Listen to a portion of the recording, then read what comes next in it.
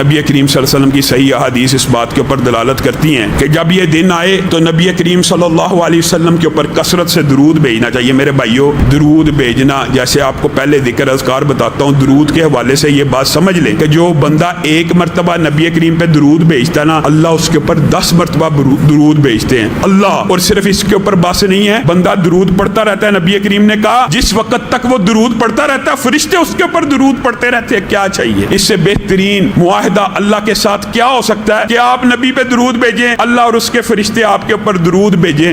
نبی کریم نے کہا جو صرف 10 مرتبہ میرے پر صبح شام درود بھیجتا ہے، میں محمد صلی اللہ علیہ وسلم، جس طرح اللہ نہیں نہ بھولنے والا، اللہ کی قسم تمہارا میرا پیارا نبی جس دن ہر نبی نفسی نفسی کہہ رہا ہوگا نا، اس وقت بھی نام لے کے نہیں بلکہ کیا کہہ رہا ہوگا؟ امتی امتی، اللہ مجھے بھی بچانا، میری امت کو بھی۔ اس وقت بھی نبی کریم اس بندے کو نہیں بھولیں گے۔ صحیح حدیث کے الفاظ ہیں جو صبح 10 مرتبہ درود بھیجے، شام کو بھیجے، نبی کریم کل قیامت کے دن اس کا نام لے کے اللہ کی بارگاہ میں سفارش کریں گے، اللہ اس کو معاف کر دے۔ بتائیے کیا چاہیے؟ جس کی نبی اس دن سفارش براہ راست نام لے کے کر دے گا، اس کے نصیب ہرے نہیں ہوگے، اس کے نصیب تر نہیں گے۔ نبی کریم صلی اللہ علیہ وسلم نے فرمایا جو بندہ جتنا میرے پہ درود بھیجتا ہے نا، میں کل قیامت کے دن اتنا اس کے قریب ہوں گا۔ اللہ تعالی ہمیں ان وظیفوں کے اوپر بھی عمل کرنے کی توفیق